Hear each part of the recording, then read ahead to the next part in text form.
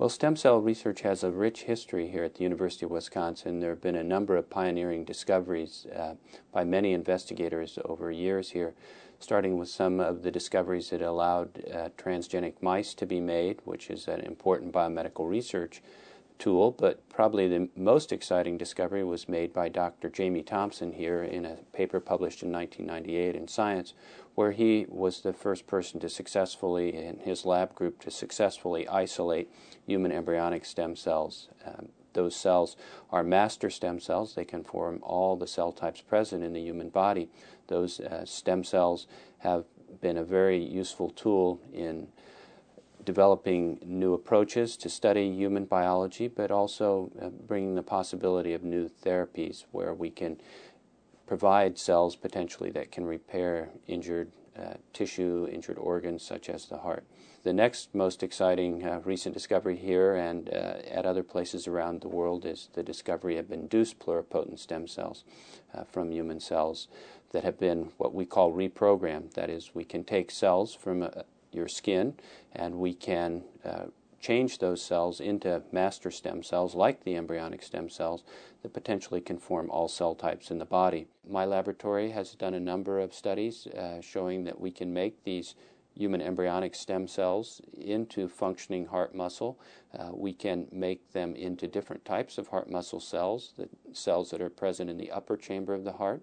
Those are atrial cells. The cells that are present in the lower chamber of the heart, those are called ventricular cells. So those are the main working cells that generate the pumping activity that generates our blood pressure.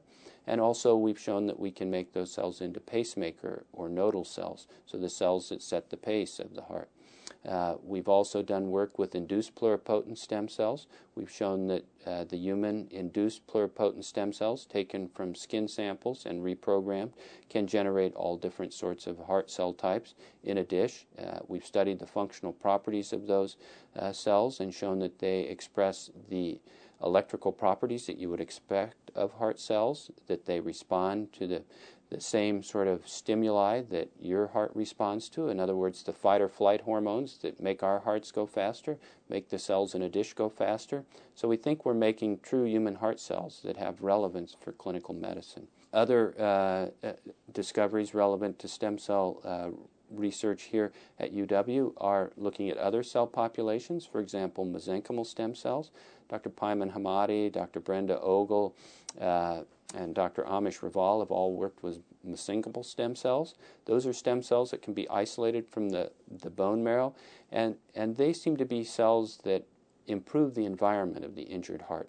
We don't think they necessarily make new heart muscle, but what those investigators and others have found is that if you put those cells in the injured heart, that they tend to reduce the damage to the heart and reduce the chronic remodeling of the heart after a heart attack.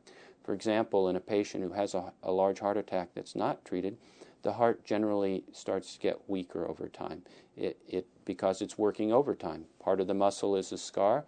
The remainder of the heart has to make up the difference.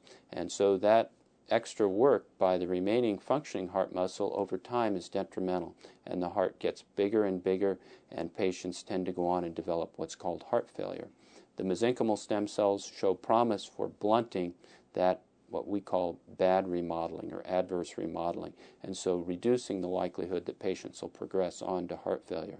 Other discoveries relevant to heart and vascular research here at the University of Wisconsin are related to understanding what progenitor cells are present in the heart that may hold some ability to repair the injured heart muscle. Dr. Lucien Lascanzi and Dr.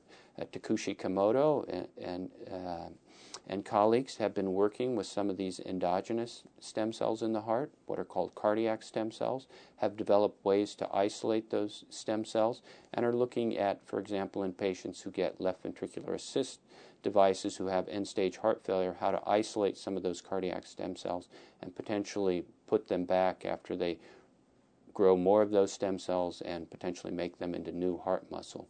So I think that's a bit of the research and some of the discoveries ongoing here, but I think that's only skimming the surface.